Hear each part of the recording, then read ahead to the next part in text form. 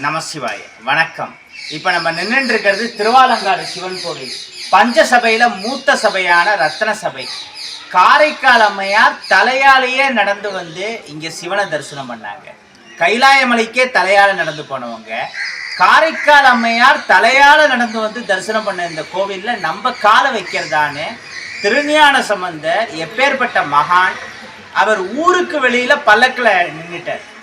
அதுக்கப்புறம் சிவனே கண்டிப்பாக நீங்கள் வந்தானுன்னு சொன்னதின் பேரில் திருஞான சம்பந்தர் இங்கே வந்தார். திருஞான சம்பந்தரே இங்கே காலை வைக்கிறதுக்கு யோசிச்சிருக்காரு. ஏன்னா இவ்வளோ புண்ணிய மண்ணு, காரைக்கால் அம்மையார் தலையால் நடந்து வந்த இந்த க்ஷேத்திரத்தில் நம்ம காலை வைக்கிறது தகுமானு யோசிச்சிருக்காருன்னா இப்போ இது எப்பேற்பட்ட ஒரு புனிதமான க்ஷேத்திரம். இந்த இடத்துல நிற்கிறதுக்கே முதல்ல நம்ம எவ்வளோ பெரிய புண்ணியம் பண்ணியிருக்கணும். பல ஜென்ம புண்ணியம் இருந்தால் தான் இந்த இடத்துக்கு வர முடியும். பொதுவாக இந்த கோவில் புராண வரலாறு எல்லாரும் தெரிஞ்சது தான். கிட்டத்தட்ட சிவனுக்கும் காளிக்கும் போட்டி நடந்தது. அதில் சிவன் ஊர்துவ தாண்டவங்கிற தாண்டவத்தை ஆடினார். அதான் கால் விரல்களால் காதில் இருக்கிற தோடை கழட்டி மாற்றுறது. பெண்கள் பண்ணக்கூடாதுங்கிறது நாட்டிய சாஸ்திரத்தில் இருக்கிற விஷயம். அதனால காளி பண்ணலை, இல்லை காளி நினச்சிருந்தாலும் பண்ணியிருக்கலாம். அதனால சிவன் வென்றதாக அறிவிக்கப்பட்டது. விஷ்ணு தான் நடுவராக அதுக்கு இருந்தார். சரி, சிவனுக்கும் காளிக்கும் எதனால அந்த நடன போட்டி நடக்கணும்? காளி ரொம்ப ஆக்ரோஷமானதா சொன்னாங்களே, கருணையே வடிவமான அந்த தெய்வம் எதனால இங்கே ஆக்ரோஷமாச்சு அப்படின்னா, இந்த ரத்தம் உண்டாசுரன் மாதிரி சில அசுரர்கள் அவங்க உடம்புலேருந்து எத்தனை சொட்டு ரத்தம் சிந்தறதோ அந்த ஒவ்வொரு சொட்டு ரத்தத்துலேருந்தோ அதே மாதிரி இன்னொரு அசுரம் உருவாகும். அவங்க ஏற்கனவே ரொம்ப பவர்ஃபுல்.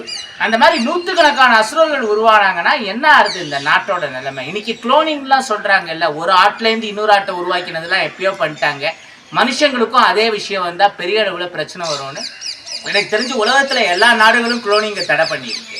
கிட்டத்தட்ட அந்த குளோனிங் டெக்னாலஜி மாதிரியான விஷயம் தான் இன்னைக்கு புராணத்தில் சொல்லப்பட்டிருக்கு. அந்த அசுரர்கள்கிட்டேருந்து இந்த உலகத்தை காப்பாற்றுறோங்கிறதுக்காக பார்வதி காளியை இங்கே அனுப்ப, அந்த மாதிரி மோசமான அசுரர்களோட ரத்தத்தை காளி குடிக்க அதனால வெறி வந்துருக்கு. அப்போ யாருமே காளி கிட்ட நெருங்க முடியல, சிவனால மட்டும்தான் வர முடிஞ்சது.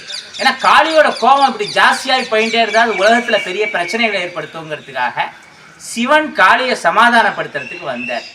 காளிக்கு வெறி உச்சத்தில் ஏறினதுனால தான் எழுத்தாப்புல நிற்கிறது சிவன்கிறத கூட புரிஞ்சுக்க முடியல. சிவனை கீழே தள்ளி விட்டாங்க.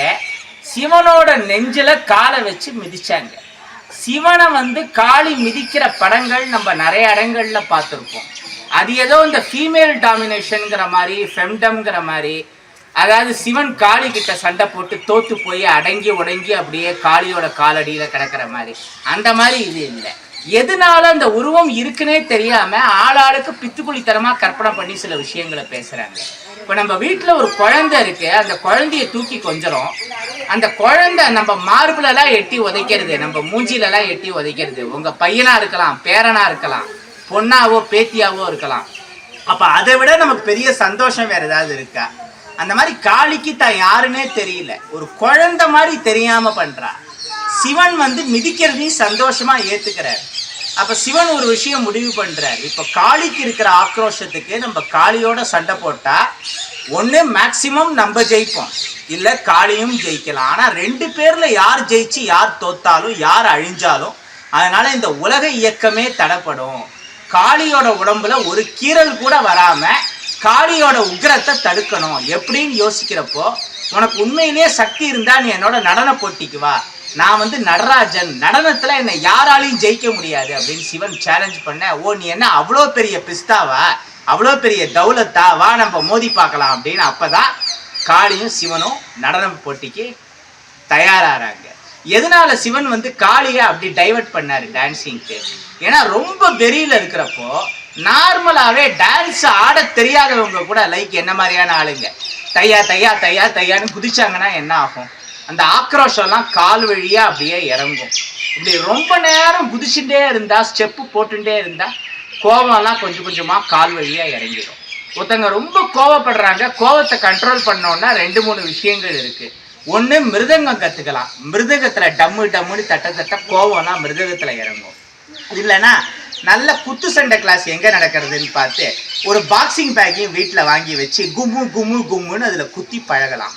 கோவம்லாம் பாவம் அந்த பேகு மாட்டின்ட்டு அதுக்கு போயிடும், நம்ம தப்பிச்சிருவோம். இல்லை இந்த மாதிரி டான்ஸ், இதெல்லாம் நம்ம ஸ்ட்ரெஸ்ஸை ரிலீஸ் பண்ணுறதுக்கான விஷயங்கள். அப்படிங்கிறது காலங்காலமா நிரூபிக்கப்பட்ட விஷயம். அப்ப சிவனும் காளியும் ஆட ஆட சிவனாட காளியாட காளியாட சிவனாட விஷ்ணு நடுவரா வர முஞ்சிகேச முனிவருங்கிற ஒரு முக்கியமான முனிவர் வராரு. அந்த நடன போட்டியை லைவா பார்த்தவர் அவர் தான். அதுக்கப்புறமா தான் பதஞ்சலி வியாக்கிரபாதர்லாம் எங்களுக்கு அதே நடன காட்சியை காட்டுன்னு கேட்டப்போ செவரல் 1000 இயர்ஸுக்கு அப்புறம் சிதம்பரத்துல அந்த நடன காட்சியை நடராஜர் காட்டினார். இங்க பக்கத்துல முஞ்சிகேச முனிவர் ஜீவசமாதி இருக்கு. அவரை பத்தியே நம்ம பார்க்க போறோம். நம்ம சொன்னோம்ல ஒரு சிறப்பு பூஜைக்காக இங்க வந்திருக்கோம்னு. அந்த பூஜை இங்கேயும் பண்ண போறது, ஃபைனலா முஞ்சிகேச முனிவர் ஜீவசமாதியிலையும் பண்ண போறது. இப்ப என்னன்னா சரி அப்புறம் என்ன ஆச்சு, காளிக்கு கோபம் அடங்கிடுத்துன்னு தெரிஞ்ச உடனே தான் சிவன் இந்த நடனத்தை முடிக்கணும்னு ஊர்துவ தாண்டவ இதை பண்ணார். அதுக்கப்புறமா காளி தன்னிலை உணர்ந்ததால ஊர்துவ தாண்டவத்தை பண்ணல. காளி தோற்றதாக சிவன் ஜெயித்ததா விஷ்ணு அறிவிச்சாலும் இதுல நம்ம 2 பேருமே யாரும் ஒருத்தருக்கு ஒருத்தர் ஜெயிக்கவும் இல்லை தோக்கவும் இல்லை அப்படின்னு சொன்னார். இங்க வரவங்க முதல்ல உன்னை வழிபட்டு அப்புறமா என்ன வழிபட்டாதான் இங்க வழிபடுறவங்களோட பலன் கிடைக்கும்னு காளிக்கு வரம் கொடுத்தார். தாம் பண்ண தவற உணர்ந்து வருந்தி காளி சிவன் கிட்ட மன்னிப்பு கேட்க சிவன் அதை ரொம்ப பெருந்தன்மையா மன்னிச்சார். இதுதான் இந்த கோவில்ல சிவனுக்கும் காளிக்கும் நடன போட்டி நடந்த உண்மையான வரலாறு. இந்த மாதிரி இந்த திருவாலங்காடு கஷேத்திரத்துக்கு எவ்வளவோ சிறப்புகள் இருக்கு.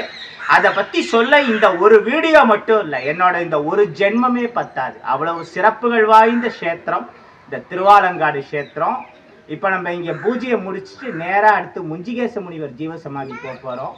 இந்த முஞ்சிகேச முனிவர் ஜீவசமாதியில் இன்னைக்கு இங்கே வந்ததன் நோக்கம், எந்த பூஜைக்காக வந்தோங்கிற விவரங்கள், அதோட முஞ்சிகேச முனிவருடைய வரலாறு, அவருக்கு எதனால அந்த பேர் வந்தது எல்லாத்தையும் ஃபைனலாக நம்ம அடுத்த வீடியோவில் பார்ப்போம். அவன் அருளாலே அவன் தாழ் வணங்கி.